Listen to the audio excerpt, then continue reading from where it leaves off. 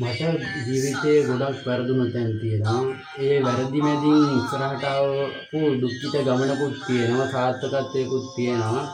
ඉතින් ඒ සාර්ථකත්වය වැරදිච්ච තැන් ඔයාලත් එක්ක ෂෙයා කරගන්න, බෙදා ගන්න තමයි මම සිම්පල් ලයිෆ් පේජ් එක හදලා තියෙන්නේ. ඉතින් සිම්පල් ලයිෆ් පේජ් එකෙන් මම මගේ ජීවිතයේ වෙච්ච හැම දෙයක්ම ඔයාලත් එක්ක බෙදා ගන්න බලාපොරොත්තුෙන් ඉන්නවා. ඉතින් මට කියන්න තියෙන්නේ මම ලැක්ටර් සම්බන්ධ වීඩියෝ කරා, වීඩියෝ වගේක් දැම්මා මගේ ටැට්ටේ සම්බන්ධ කරලා. ඉතින් මට ඒකේ වැරදිච්ච තැන් තිබුණා. ඇත්තටම මම පිළිගන්නවා කිසිම මේ රටේ තියෙන ට්‍රැක්ටර් හොඳ නැහැ කියලා කියන්නේ නැහැ කිසිම ට්‍රැක්ටරයක්. මොකද ඒවා යම් කිසි ප්‍රමිතියක් තියෙන හින්දා තමයි මේ රටට ගෙන්නන්නේ. ප්‍රමිතියෙන් තොර ඒවා නෙවෙයිනේ.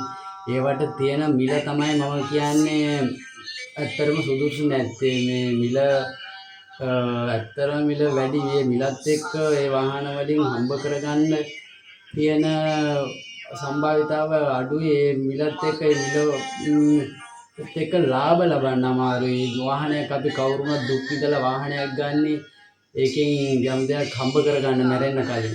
ඉතින් මේ මැරෙන්න කලින් හම්බ ගන්න වාහනෙන් අපිට හම්බ කරගන්න බැයි නම් අපි ලක්ෂ ගාණක් වියදම් කරපු එකේ තේරුමක් නැති වෙනවනේ. ඒ දේ පැහැදිලි කරන්න තමයි මම වීඩියෝ ට්‍රැක්ටර් සම්බන්ධව කරේ. ඉතින් මම කියන්නේ මේ බදු ක්‍රමයේ ටිකක් ලිහිල් කරලා මේ ගොවියන්ට හොඳ කලදතාවක් හදලා දෙන්න.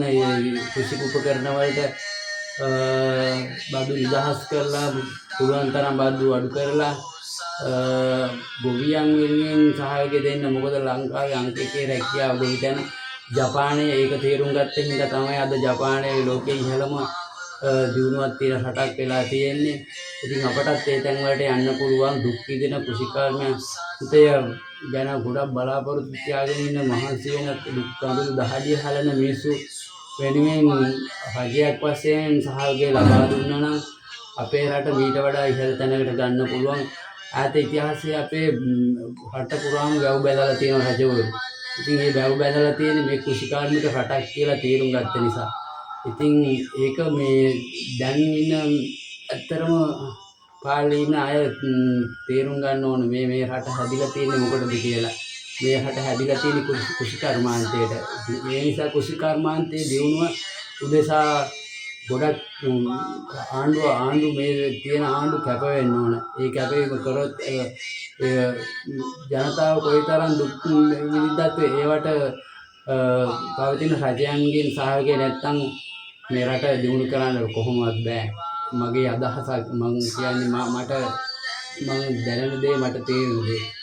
ඉතින් ඒ හින්දා ඔයාලා තේරුම් ගන්න මේ තියෙන බදු ක්‍රමත් එක්ක ඇත්තරම ගොවියන්ට නැගිටීමක් නැහැ. ඇත්තරම කිසිම දෙයක් සාර්ථක කරගන්න හරිම අමාරු තත්ත්වයක් තියෙන පුළුවන්. රජයෙන් ඉල්ලන්නේ පුළුවන් තරම් සහායකය දෙන්න ගොවියන්ට. බදු නිදහස් කරලා ඒ උපකරණ අරගෙන මේ රට දියුණු කරන්න සහායකය දෙන්න කියලා තමයි ආදරයෙන් කරුණාවෙන් ඉල්ලා සිටින්නේ.